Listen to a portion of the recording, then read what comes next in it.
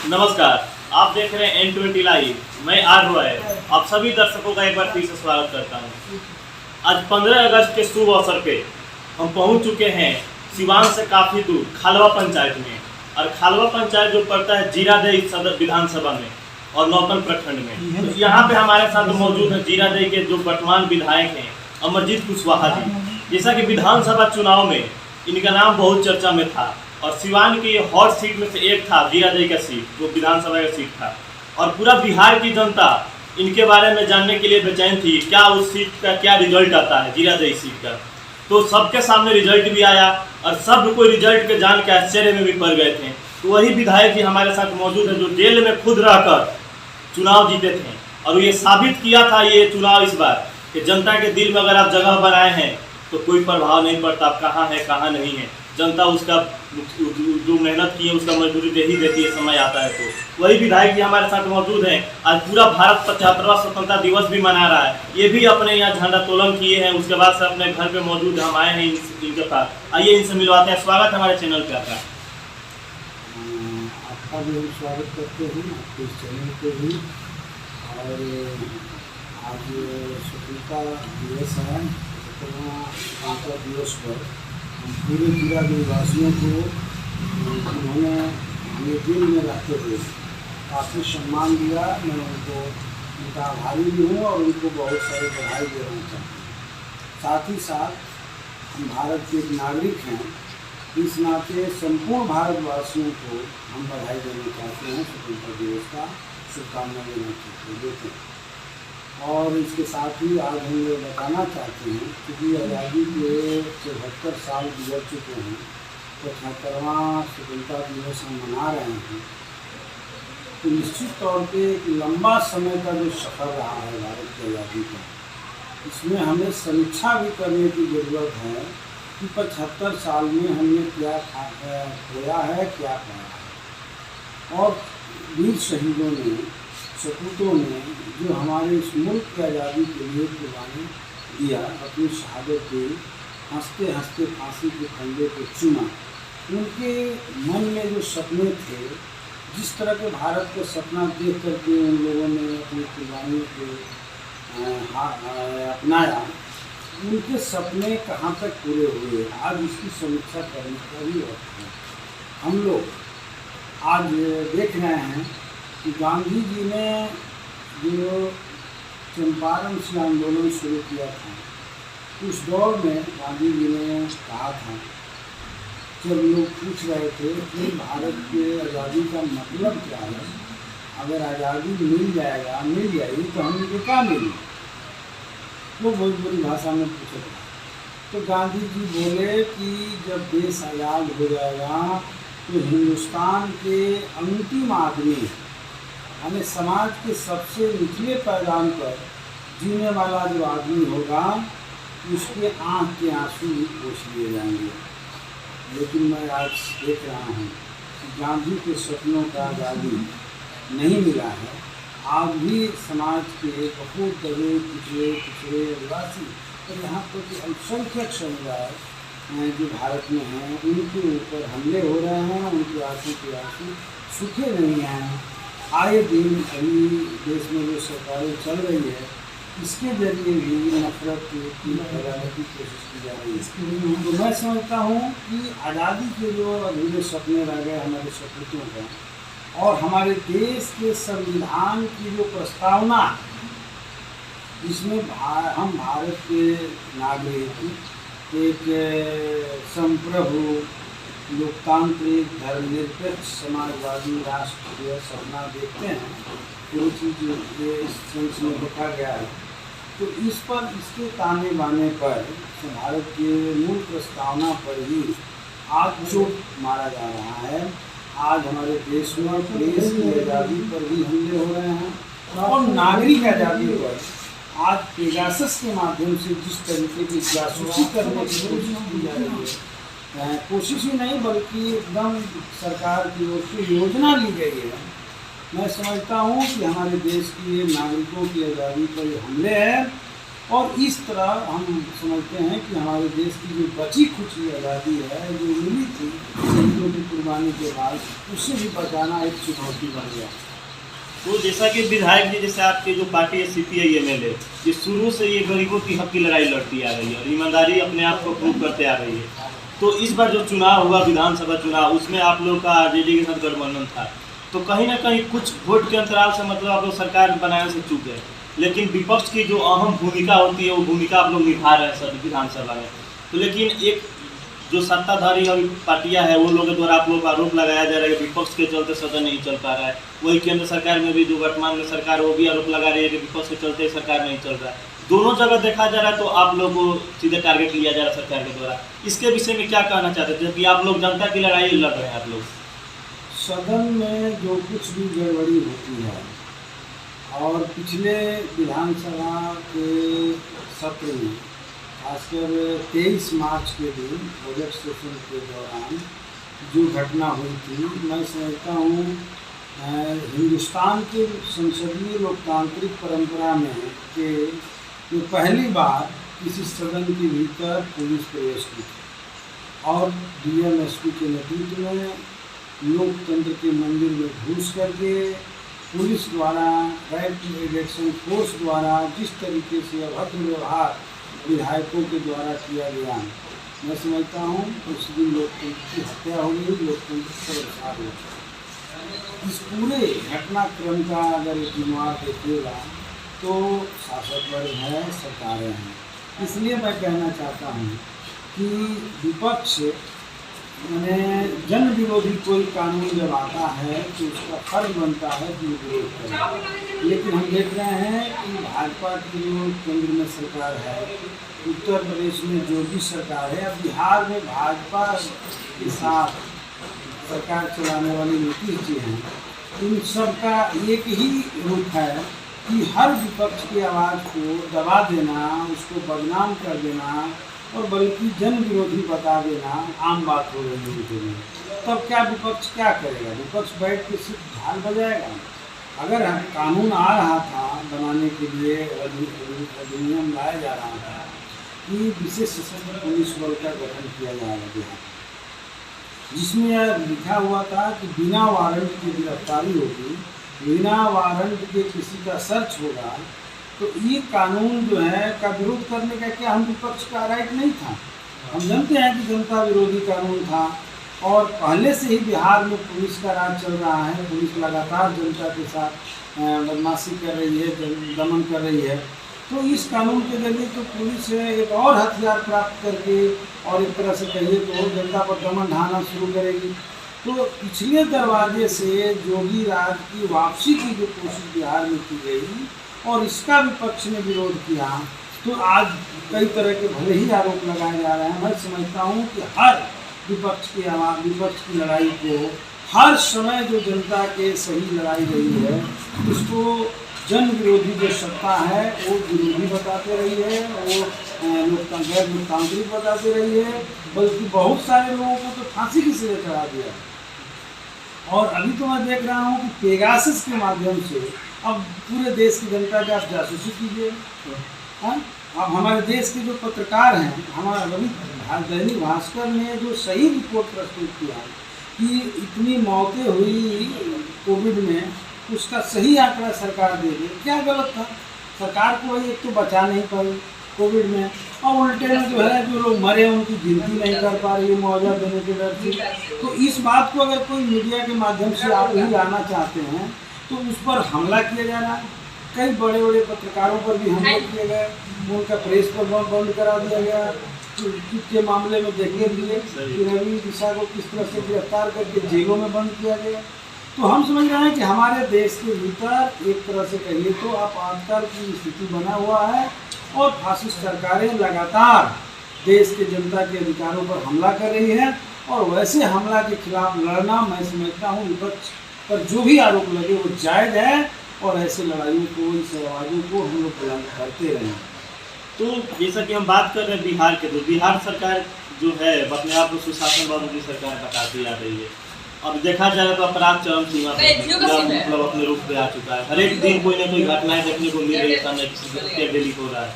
और कुछ दिन पहले आप भी खुद एक चैनल पे बोले हुए हैं जो इस्लामिया हाई स्कूल में काउंसलिंग हो रहा था टीचर लोग का, उसमें भी गड़बड़ी देखा गया था, उसमें भी भ्रष्टाचार का सीधा जीता जाता उदाहरण उसमें से देखने को मिला। इसके विषय में आप क्या कहना चाहते हैं, सुशासन बाबू की सरकार और भ्रष्टाचार पर? तीन पैमाना तय किए थे। पहले बोलते थे, तो भाषणों में बोलते थे, कहते थे कि क्राइम करप्शन कम मिलेगा, 3 से मेरा कोई भी रिश्ता नहीं रहेगा, इस पर 0 टॉलरेंस की बात करते थे। लेकिन आज जो है बिहार सरकार का अगर एनालिसिस किया जाए तो मैं समझता हूँ ठीक इसके उल्टा आज तीनों चरम पर पहुँच गया है। क्राइम के क्षेत्र में आप भी कह रहे हैं, लोग भी मान रहे हैं कि कब किसकी घटना हो जाएगी, कब किसकी हत्या कर दी जाएगी, और हत्या के बाद वो बोलते क्या है कि कार्रवाइयाँ हो रही है। लेकिन मैं समझता हूँ कि आप इतनी कार्रवाइयाँ कर रहे, कार्रवाई के नाम पर क्या हो रहा है, छोटे छोटे लोगों को कार्रवाई हो रहा है। दारू बंद है बिहार में, शराब, लेकिन शराब के बड़े बड़े माफिया सुरक्षित हैं, और छोटे छोटे गरीब गुर्गे किसी के लोग जो थोड़ा बहुत इसमें संलिप्त हैं उनको गिरफ्तार करके जेल में डाल करके कहते हैं कार्रवाइयाँ हो रही है। उसी तरह से बड़े किसी केस में छोटे छोटे किसी आदमी को गिरफ्तार करके नाम डाल दिया जाता है, उनको सजा भी दे दिया जाता है और कहा जाता है कि कार्रवाइयाँ हो रही हैं। अगर सही पॉइंट पर कार्रवाई हो रही होती तो क्राइम पर नियंत्रण हो सकता था। लेकिन बड़े लोगों को बचाना और जो नहीं शामिल है वैसे लोगों को सजा दे दीजिए, और रिकॉर्ड बनाइए कितने लोगों को हमने सजा दिलवा दिया, जिससे क्राइम नहीं रुकने जा रहा। तो ये तो है, उल्टा है। दूसरे बात, करप्शन की बात अगर कहिएगा तो संस्थागत भ्रष्टाचार बिहार की संस्कृति नीतीश बाबू के राज में बन गया है। चाहे वो प्रखंड कार्यालय में चले जाइए, चाहे थानों में चले जाइए, थानों में तो खुलेआम, हमारे यहाँ तो पासपोर्ट इंक्वायरी में सब जगहों पर खुलेआम पैसे मांगे जाते हैं। और हमारे यहाँ के दरोगा को ये छूट दे दी गई है कि वो गाँव गाँव घूम घाम करके और लोगों को तंग तबाह करने के लिए गाड़ी चेक करेगा, पैसा लेगा, छोड़ देगा, एकदम नियत ही। तो मैं समझता हूँ इस मामले में करप्शन। फिर बहालियों के मामले में आप देखिएगा कि बिना करप्शन की एक भी बहाली नहीं, बल्कि ये कोशिश की जाती कि इसकी सूचना भी लोगों तक नहीं पहुंच पाए और भीतर सेटिंग करके बहाली कर देगा। तो ये सब चल ही रहा है। तो क्राइम करप्शन का ये हाल है। जहाँ तक कम्युनिज्म की बात है, सांप्रदायिकता की बात है, तो जो आदमी खुद सांप्रदायिकता के गोद में बैठ करके खेल रहा है, भाजपा जैसी पार्टी जो पूरे हिंदुस्तान में सांप्रदायिकता की नफरत की जन्म देती है, आज भी है। अभी बंगाल के चुनाव में हम लोगों ने साफ साफ देखा कि बंगाल की जनता की कोई मुद्दा लेकर के भारतीय जनता पार्टी वहाँ नहीं गई थी। कभी कभी बोल देते होंगे, सच्ची बात था कि जय श्री राम, भाई श्री राम सबके भगवान हैं, वो सबके मन में हैं, लेकिन जय श्री राम को भी इन लोगों ने इस्तेमाल किया अपने राजनीतिक स्वार्थ में, और जय श्री राम का नारा लगा करके बंगाल की ध्रुवीकरण की राजनीति की कोशिश की, वहाँ हिंदू मुस्लिम का विभाजन पैदा करने की कोशिश किया। लेकिन बंगाल की जनता ने इन्हें सबक सिखाते हुए कह दिया कि बंगाल बहुत कॉन्शियस जगह है, यहाँ पर ये सब राजनीति नहीं चलेगा और उन्हें बैरन वापस आना पड़ेगा। तो वैसी ताकत है, और उसी ताकत के गोद में बैठ करके और नीतीश जी कहें कि हम कम्युनिज्म को खत्म करना चाहते हैं। मैं समझता हूँ ये झूठ है, जनता के बीच में सिर्फ जो है एक भ्रम पैदा करना है, ये सच्चाई नहीं है, बकवास है। बल्कि सच यह है कि आज बिहार सरकार हर मोर्चे पर फेलियर है, जनता को कोई सुविधा देने में। स्वास्थ्य के क्षेत्र में तुमने देखा कि अभी अपने पूरे इलाके विधानसभा में हमने देखा कि सरकार के खाते में 54 लगभग अस्पताल हमारे विधानसभा में छोटे बड़े हैं, कुछ स्वास्थ्य केंद्र हैं, प्राथमिक स्वास्थ्य केंद्र हैं, अतिरिक्त स्वास्थ्य केंद्र हैं। लेकिन 54 अस्पतालों में 3-4 अस्पतालों में 5 अस्पतालों में कुछ डॉक्टर हैं, कुछ नर्सें हैं, बाकी सब स्वास्थ्य में ताला लगा हुआ है। हमारे गांव में एक स्वास्थ्य केंद्र है जो ताला लगा हुआ है। पूरे गांव में पूछ लीजिएगा कि भटकलवा में कहाँ स्वास्थ्य केंद्र है, तो कोई नहीं बताएगा, क्योंकि वहाँ कभी ताला खुलता ही नहीं है, कभी डॉक्टर बैठता ही नहीं है। तो मैं समझता हूँ कि बिहार सरकार अब कुछ करने की स्थिति में नहीं है, एक खाली थकी सरकार है। और बिहार की जनता से जो वादा किया था पिछले चुनाव में, एकमात्र एजेंडा पर बिहार के नौजवान व्यक्त कर रहा था कि हमें नौकरी चाहिए। आज ही बड़ा मुद्दा है। और तेजस्वी जी ने 10 लाख पहला कैबिनेट में देने का वादा किया तो पूरे बिहार के नौजवान पागल हो गए थे कि हमको नौकरी चाहिए, और नौकरी के लिए वोट कर रहा था महागठबंधन को। थोड़ा सा चुप हुआ, हम लोग सत्ता में आ गए। इन लोगों ने 19 लाख का वादा किया, लेकिन आज पूछते हैं हम 19 लाख पहले बजट में कहाँ कितने लाख को दे रहे हैं। तो इन्होंने सवाल का जवाब देते हुए सदन में कहा कि हम तो लोन दे रहे हैं और लोन के जरिए हम चाहते हैं कि लोग रोजगार हासिल करें। तो ये लोन देना अगर रोजगार है, अमित शाह जी की भाषा में कहिए तो पकौड़ी बेचना अगर रोजगार है, तो मैं समझता हूँ कि ऐसे रोजगार को रोजगार नहीं मानते हैं। अगर सरकार के अंदर नैतिकता है, 19 लाख का वादा किया है, तो बिहार के भीतर जितने रिक्त पद पड़े हुए हैं हर विभागों में, स्वास्थ्य में, शिक्षा में, विभिन्न सेक्टर में, उस पर बहाली करके बिहार के नौजवानों को काम दे। नहीं तो आने वाले दिनों में शिक्षा, स्वास्थ्य और रोजगार के मुद्दे को लेकर के हम और हमारा संगठन पूरे बिहार के ऊपर बड़ा आंदोलन खड़ा करने के बारे में योजना दी हुई है और उसको शामिल किया। जैसा कि नेताजी ये तो आपका सरकार के नीतियों पे ये प्रहार हुआ, तो अब हम आपके कुछ व्यक्तिगत बारे में जानना चाहते हैं। आपके जो बारे में जो कहानी है, उस कहानी को जानने के लिए हर एक बिहार की जनता उतारू है कि आप किस तरह से अपने लाइफ में स्ट्रगल करके यहाँ तक पहुँचे। आपके पीछे काफ़ी रहस्यमय कहानी भी छिपी हुई है, उसके बारे में 2 शब्द रखिए हमारे चैनल के माध्यम से जनता के समाज। आपको बहुत बहुत धन्यवाद कि आपने हमारे जीवन की कहानी के बारे में जानने की कोशिश की। ऐसे हमारी कहानी दिलचस्प भी है और बहुत संघर्षपूर्ण भी है। इसलिए भी मैं जहाँ बैठा हूँ, ये गांव खलवा, जिस गांव में अगर कहा जाए तो हमारी स्थिति बहुत ही गरीबी की स्थिति है। हमारे पिताजी एक शुद्ध रूप से किसान थे, और वो किसान में भी एक छोटा किसान। हमारे पास ज़मीन भी ज़्यादा नहीं है, 1.5 बीघा ज़मीन है, और आज के समय में इस ज़मीन से कुछ नहीं होता। वो अपना खेती करके और हमको पढ़ाने की कोशिश की। बाप माई के अकेले लड़के हैं, और पढ़ाने में हमारे बल्कि पिताजी 2 भाई थे, दोनों लोगों के बीच में मैं अकेला था। पढ़ाते क्रम में मैं जो है पढ़ने के लिए जब उत्तर प्रदेश में गया था, उसी समय हमारी भेंट ऑल इंडिया स्टूडेंट एसोसिएशन जो आइसा अभी देश का बहुत ही चर्चित और सम्मानित छात्र संगठन है, उसके नेताओं से हुई, और हमने सबसे पहले आइसा का मेंबर बना। और वहाँ से हमने पार्टी के बारे में जानकारी हमें हासिल हुई। हिमालय कम्युनिस्ट पार्टी, लाल झंडा और वामपंथी पार्टियाँ क्या है, और वहीं मैं छात्र राजनीति शुरू कर दी थी। बाद में हमें मैं प्रभावित होकर के सीधे तौर पे छात्र राजनीति से प्रभावित होकर के और समाज सेवा के प्रति मैं आकर्षित हो गया, और लगातार छात्रों के आंदोलन से जुड़ा रहा। फिर जब मेरी पढ़ाई खत्म हुई, यहाँ आया, तो यहाँ किसान मजदूरों का एक बड़ा आंदोलन हमारी पार्टी भाजपा माले के नेतृत्व में चल रहा था। किसान संघर्ष में यहाँ भी प्रभावित हुआ, और समझ रहे हैं कि यहाँ पार्टी के लोगों ने हमें बुला करके बातचीत किया और कहा कि यहाँ पार्टी के पंचायत कार्यकर्ता के रूप में काम कीजिए। मैं यहाँ काम करना शुरू किया। इस काम करते वक्त में बहुत सारी जटिलताओं का हमें सामना करना पड़ा, क्योंकि जिस गांव में हैं, इस गांव में एक सामंती ताकतों का बड़ा दबदबा रहा है। यहाँ गरीब गुरबे को राजनीति करना, दलितों को राजनीति करना एक कठिन कार्य था। पहली बार हम लोग मीटिंग करते थे तो उस पर भी हमले हो जाते थे, वोट जाने जाते थे तो वहाँ भी हमले होते थे। इससे मुकाबला करते हुए और पूरे गुंडा गिरोह बना करके इन लोगों ने दबाने की कोशिश की, तो कई साल तक जो मैंने गांव छोड़ करके और जनता के बीच रह करके काम किया, संघर्ष किया और पार्टी के संघर्ष को आगे बढ़ाते रहे। इस बीच में गिरादेवी और सीमान के मैंने सैकड़ों गाँव में रहना पड़ा मुझे। एक एक दिन नहीं बल्कि महीने भी एक एक गांव में मैं रहा। लोगों से बहुत अच्छे रिश्ते जुड़े और उनके सवालों को, उनके समस्याओं को जूझते हुए, लड़ते हुए हल करने की मैंने कोशिश की। तो इसी प्रक्रिया में जनता के बीच में हमारी एक स्थापना भी हुई, जिम्मेवारी बढ़ती गई।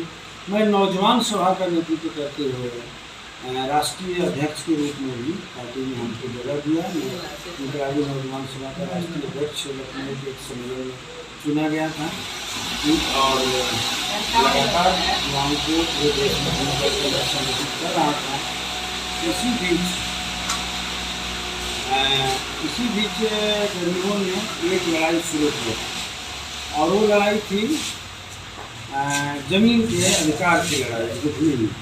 हालांकि उस लड़ाई का नेतृत्व हमारे वहाँ के लोकल स्तर की पार्टियाँ कर रही थी और उसी लड़ाई में अपराधी गिरोहों को संगठित करके वहाँ के सामंती ताकतों ने दलितों के घरों पर हमला कर दिया। जब दलितों के घरों पर हमला हुआ तो दलितों के द्वारा भी अपने बचाव में प्रतिवाद किया गया और जिसमें 2 गुंडे मारे गए। हालांकि उस पूरी घटना के दिन न तो मैं ही था और न हमारे माननीय विधायक सचदेव जी थे। हम सचदेव जी को एक पार्टी की मीटिंग में शामिल होने के लिए नायरवा के पास मोड़ियारी गांव में पहुंचे हुए थे और वहाँ पूरे बिहार भर से और जिला भर के लोग आए हुए थे। और मैं एक दिन पहले जो चिलमारवा में गोली चली थी उसी कांड के विरोध में सिवान में एक जुलूस में शामिल था। तब हमको पता चला DM SP और SDO का लगातार फोन आया तो हम देखे, उसके बाद कॉन्टैक्ट किए तो पता चला कि वहाँ गोली चली। तो उस घटना से मेरा कोई उस समय संबंध भी नहीं था, लेकिन सिवान जिले की भारतीय जनता पार्टी की जो क्या कहते हैं घृणित राजनीति है उसका मैं शिकार हुआ और उन्होंने पॉलिटिकल कंसिडरेसी के तहत साजिश करके मेरा नाम उस कांड में डाल दिया गया। सचदेव जी का भी नाम डाला गया और भी कुछ लोगों का नाम आया। और उसी क्रम में पिछले चुनाव में जनता के लिए मैं जेल गया 15 में नॉमिनेशन करते हुए।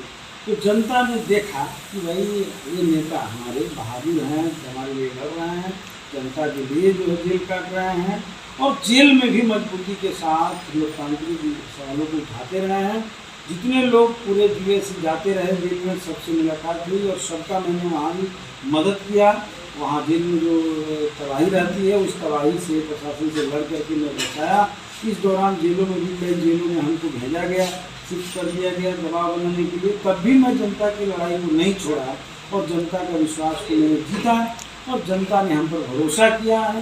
मैं समझता हूँ कि उस भरोसे पर मैं आगे भी कायम रहूँगा और जनता के लिए जहाँ तक हमको कुर्बानी देनी पड़ेगी उसके लिए मैं तैयार रहूँगा। इसीलिए इस भावना से जनता प्रभावित होकर के हमें इतना बड़ा समर्थन दिया है और मैं कहूँगा अभी भी हम लोगों ने सरकार से मांग भी किया था कि हमारी घटना का निष्पक्ष जाँच हो जाए। चिलमरवा कांड का साफ साफ पता चल जाएगा कि कौन दोषी है, हम लोग वहाँ हैं कि नहीं। लेकिन ये सरकार जानबूझ करके हमको जेल में रखना चाहती थी, कई बार जो है सरकार में निकलने नहीं देना चाहती थी। लेकिन जनता की अदालत ने जो फैसला दिया, जनता ने कह दिया कि हमारा जो नेता है अमरजीत कुशवाहा वो जो है अपराधी नहीं है, वो हमारा नायक है। और 70,000 के करीब वोट दे करके जनता ने सर्टिफिकेट दिया। तो जनता के इस सर्टिफिकेट के जरिए हमको बाहर आने का मौका मिला है। मैं इस जनता को का आभारी तो हूँ ही, उनको बहुत बहुत बधाई देना चाहता हूँ। और उन्होंने जिस उद्देश्य से, जिस उम्मीद से हमको विधायक बनाया है, मैं उन उम्मीदों को हमेशा याद रखूँगा और उस पर खरा उतरने